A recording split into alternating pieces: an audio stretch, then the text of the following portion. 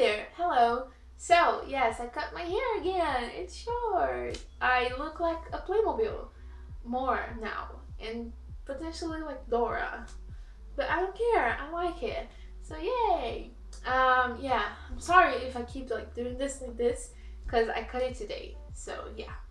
Okay. So I want to talk about something like hashtag real talk, and it's about relationships. And I don't have a script for this. Usually when YouTubers noisy. Usually when YouTubers do these kinds of videos, they script. And a few of mine have been scripted when I want to talk about something and I don't want to forget anything. But I didn't want to do this with this one. I wanted to just go with the flow. Whatever comes, it will come. So I'm apologizing right now because I'll probably say a lot of and they will be cut. So the video will be cut. And I'm sorry about that. Anyway, hi. Yes, I want to talk about toxic relationships. For the past 4 years, I had been in one. And it's been a few weeks, months, I don't even know. It's been a while since I finally, for good, left this toxic relationship. And first and foremost, I would like to say that it wasn't abusive, it wasn't violent, it wasn't anything like that. But we both are really sick. We both have depression, we both have a lot of internal issues that we dumped on each other. And that made for a very bad relationship. I wanted to talk about it because there are a lot of people in my place, and I know that for a fact. There are a lot of people who are too scared to leave a relationship because it's what they know and what they feel like it's home, even though they're not totally 100% happy with it. And I wanted to do this because I thought maybe this could inspire you to, I don't know, move on or be brave, something like that. I don't know. So yes, a little background. My relationship started when I was just getting into college. Like, it was like 3 months after getting into college. And a few months after my dad passed away. And it was just like a lot of things. Oftentimes, we would sabotage each other and hurt each other without even kind of understanding that we were doing so much damage to each other. And after 4 years, it got too much. After a year, that got too much. And I understood, I kind of realized, like, wait, I'm not happy here. I'm not 100% happy. We had nothing in common besides problems. We had, like, if I liked books, he hated books. If he liked a TV show, I hated that TV show. If I liked watching movies, and sci-fi in particular, he hated sci-fi.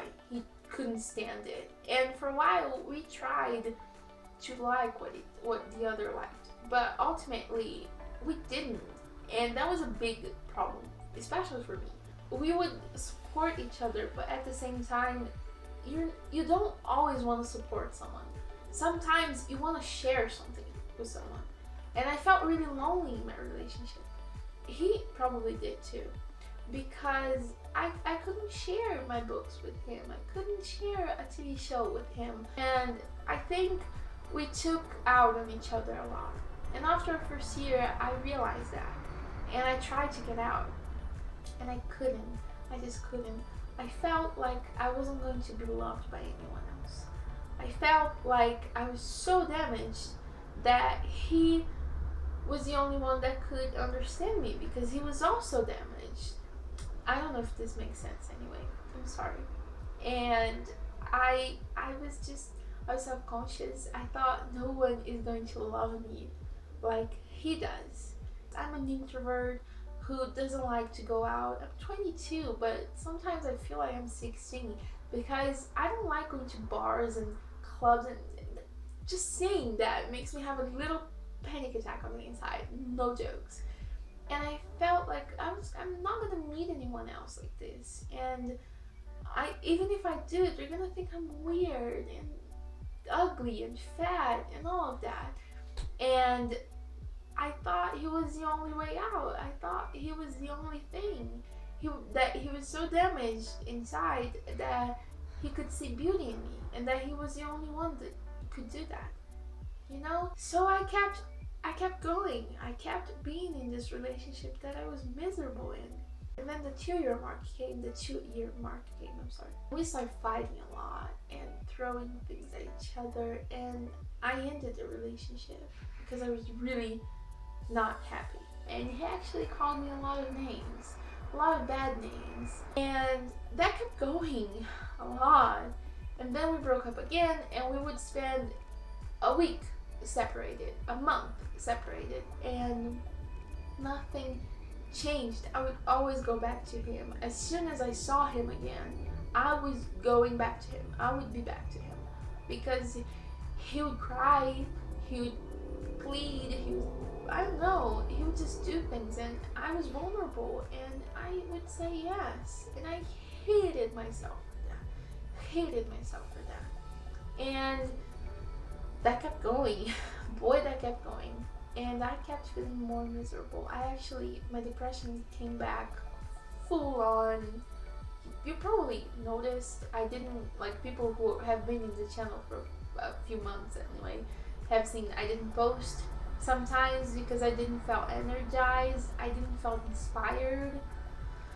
I stopped living completely. And college, I didn't want to deal with college. Sorry about the noise. And things like that. And then this year, in the beginning of this year, which was a really big low point in my life, I was just like, you know what, no, I'm gonna change this. Sorry about the noise. I'm gonna change this. I am going to start with something small, and then my goal for the final, like for the end of the year, is break up with him. Because I know I can't do it like on the spot. I can't just go and I want to break up. I can't do that. I couldn't do that. At least I didn't think I could. And so I started with my hair. I cut my hair. I cut my hair completely, like this, just a little bit longer, I think. And that showed me, like, wow, I have the power to do whatever I want. So I started with something small as cutting my hair, which to most people, probably people watching this and just like, what? How does that, like, how is the cutting your hair linked to, like, getting out of a 4-year bad relationship? I don't know how, but it does.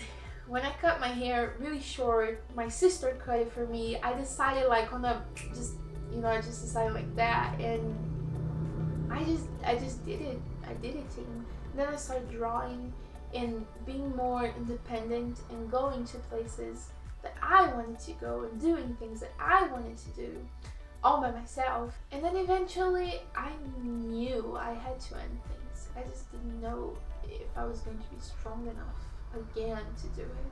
So yes, that's it basically, and I'm much happier now. And I did my tattoos, which I'll talk about them. Look, I don't know if you can see them. I did my tattoos finally, which was something that I always wanted to do, and he didn't like tattoos. I'm glad that this has happened and this is over. And the title of this video is "We Accept the Love We Think We Deserve," because yes, we accept the love we think we deserve. And I accepted his love, if it was love at all, because that's what I thought I deserved. I deserved someone who was broken and that kept being toxic for me, that didn't like my cats, that didn't like feminism, that didn't care for any of the things that I liked, that I felt like I deserved someone like that, and I don't. I really don't. I deserve someone that will like the things, not everything, but at least some of the things that I like, that will watch a TV show with me, that will, like, see me crying because a companion left the doctor and not think like, she's so weird. You know, they'll just think it's cute or quirky or cry with me. Something like that, I don't know. And I deserve more. I deserve a lot more. And if you're watching this and you're in a situation like mine, or you think you might end up in a situation like mine, stop. You don't accept the love that you think you deserve. Accept the love that you really do deserve. You deserve someone that will treat you right, that will treat you right. You deserve someone that will fill you with love and happiness and not make you feel like you're settling. They will make you feel like, God damn, I'm the luckiest person in the whole world. You deserve that. That is the love that everyone deserves. So maybe if you're in a relationship and you're doing this because you feel trapped, because, oh, we have bills to pay, we live together, or something like that, there's always going to be something in your way. There's always going to be your birthday coming up, or your anniversary, or your family who adores them and get really upset when you break up with them. Been there, done that, and still working on that. There's always going to be something.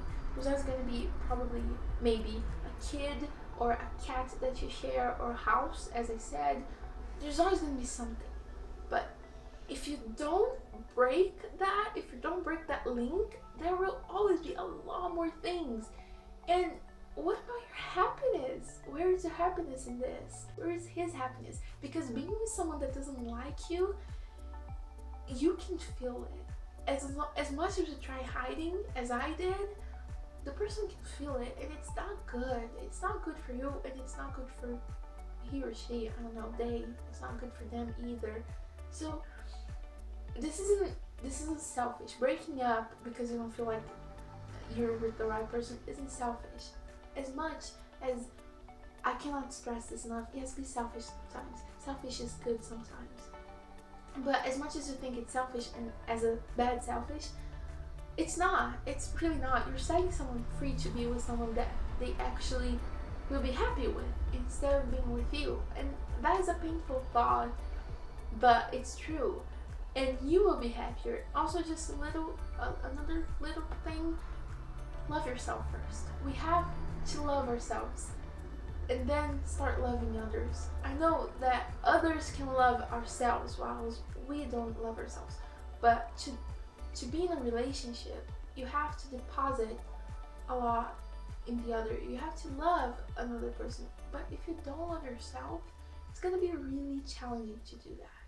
So try and love yourself too. It's hard sometimes, I know, I'm still working on that. I don't know, I just feel like we need to love ourselves at least a little bit. We need to find ourselves first before we pour ourselves in a relationship. Okay, I'm sorry, I think I spoke too much, but yes, I hope you enjoyed this. If you need support, if you need someone to talk, my Tumblr is in the description. You can send me a message or something like that, and I'm more than happy to, I don't know, talk or give you a virtual hug or something like that. So yeah, like it if you like it, you can share. Also, real quick, I got a ukulele and I'm learning, bitch.